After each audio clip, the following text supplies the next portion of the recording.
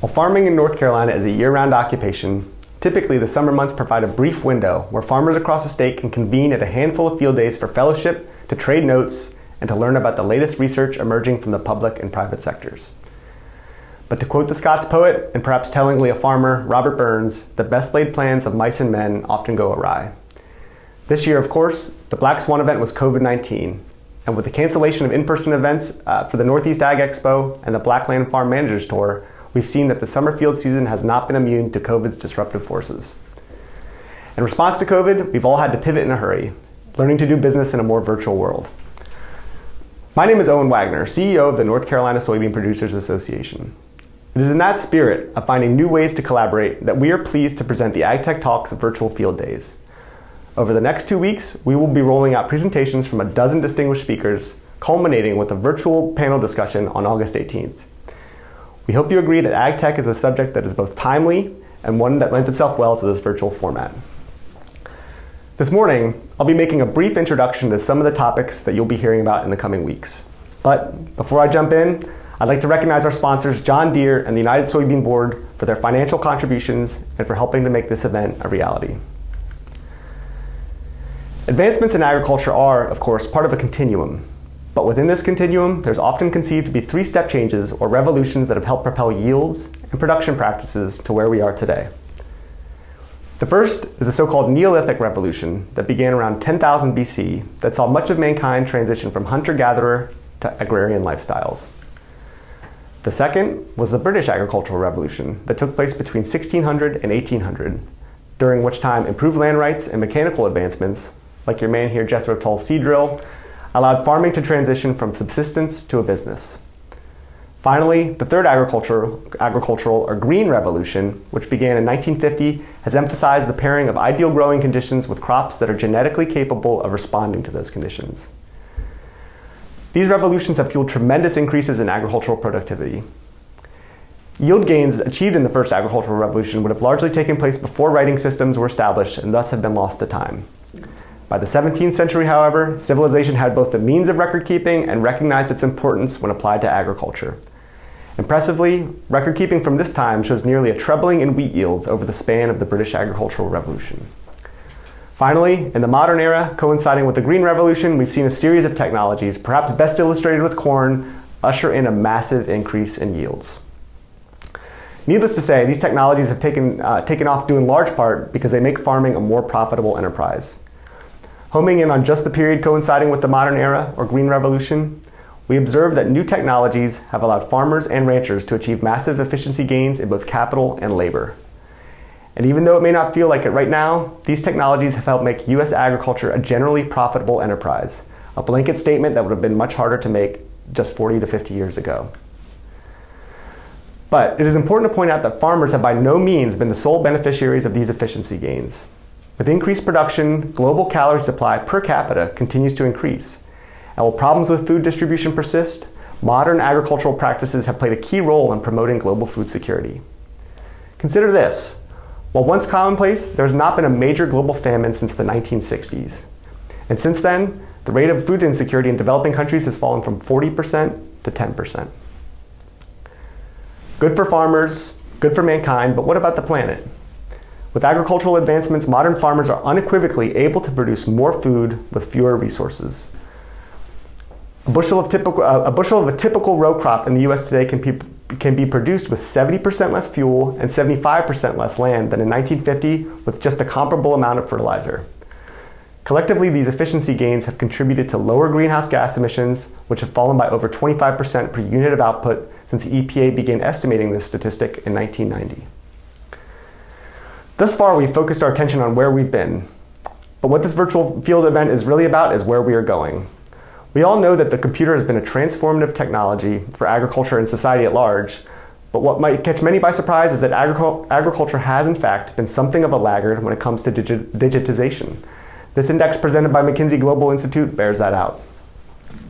While there is no canned reason for why agriculture has lagged other sectors in this regard, I would propose that as a biological system subjected to the elements and spread over time and space, agricultural data is inherently more complicated than that of many other sectors. Put another way, there's much more variability in growing a soybean in eastern North Carolina than there is in producing a widget in a climate-controlled factory. Additionally, agriculture continues to be an industry that is dominated by small business, which may have discouraged some investment in the past. But we seem to have reached an inflection point. In recent years, where computing power has gotten strong enough and affordable enough to beget widespread utility in the ag sector. In a capitalist society, the smart money chases the best idea. Since this McKinsey Digitization Index was published in 2015, there has been a threefold increase in venture capital in ag tech. And by 2019, the $2.7 billion of venture capital in ag tech accounted for over 2% of the amount invested by that sector. Next, we're going to pivot to some of the technologies that are often grouped under the banner of ag tech.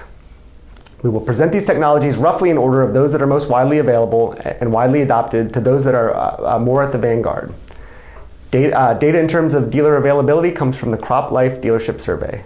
Data from rates of US adoption come from the USDA ARMS survey, while rates of adoption internationally come from Harper Adams University in the United Kingdom. We begin with yield monitoring, the ability to record yields and limited quality information alongside location in a field.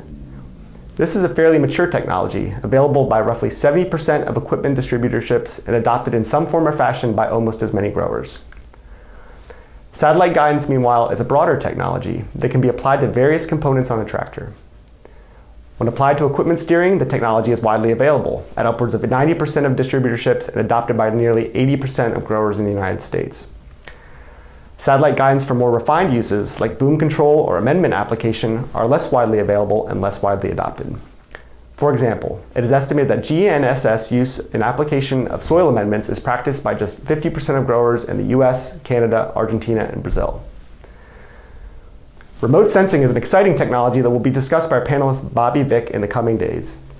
As a more passive means of data collection, satellite imagery collection and/or processing is offered by 70% of dealerships, while availability of drone services is considerably lower. Across large-scale producers in the Western Hemisphere, it is estimated that about 40% of growers are using some form of remote sensing.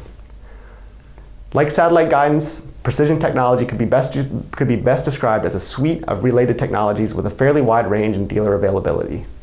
Focusing on VRT fertilizer technology specifically, it is clear that the availability of the technology greatly outpaces adoption at this point.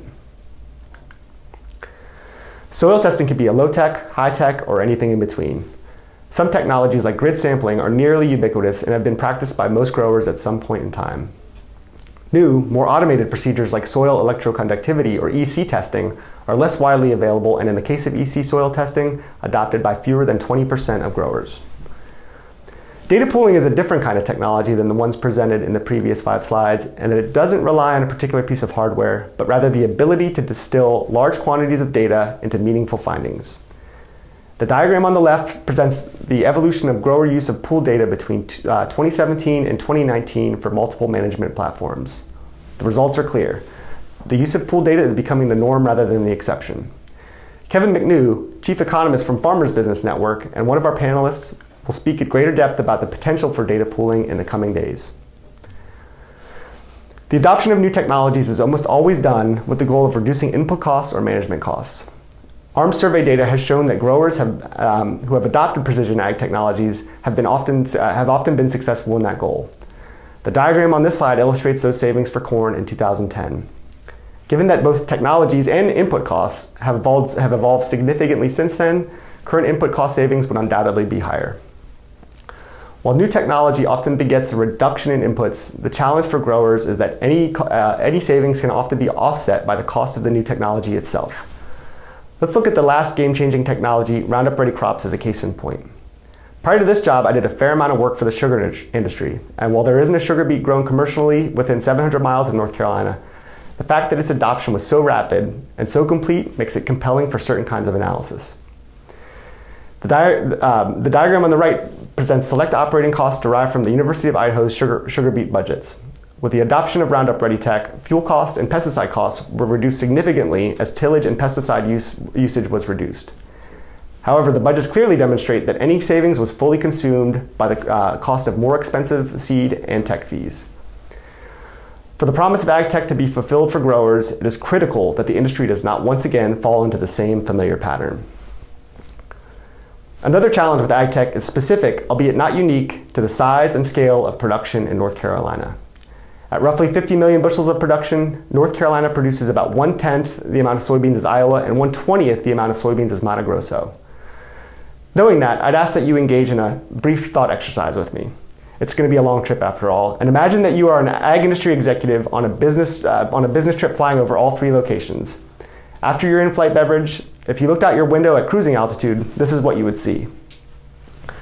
North Carolina is a series of small, irregularly shaped fields broken up by floodplains, housing developments, and other signs of civilization. Iowa, meanwhile, has some of those same signs of civilization, but fields are large, orderly squares where moving equipment from field to field presents no obstacle. Finally, flying over Brazil, there are soybeans as far as the eye can see. The size and scale lends itself to large equipment. Double cropping in poor soils ensure high variable costs. You drift off to sleep and dream about that next big score. This scenario begs the question of who will adopt this new tech to North Carolina. Well, from where I sit, the ability to 1, scale new technologies to North Carolina farms, and 2, make sure that some of the resulting efficiency gains improves grower profitability sounds like a great job for the Plant Sciences Initiative. As the facility moves closer to completion, we look forward to working with the university to maximize the return on the $6 million investment made by North Carolina's agricultural trade associations and their grower members. In 2020, we were reminded by our policymakers at the state and federal level that agriculture is an essential industry. The industry earned that designation with a clear track record of successfully rising to the challenge of meeting global food demand. Looking ahead, the stakes are higher still, and agriculture will need to adopt a new generation of technologies in the face of growing global population and should be fairly compensated for doing so. The world demands a lot from farmers, and after hearing from our panelists over the next 2 weeks, it may be hard to not leave thinking that agriculture is on the precipice of yet another major step change. But while change could cause trepidation, historically it has been a good thing for farmers, the planet, and for mankind. Going forward, know that the North Carolina Soybean Producers Association and your local land-grant university have your back and are committed to helping provide the tools and resources growers are looking for as they navigate this new era. Thank you, and enjoy the rest of the AgTech Talks virtual field days.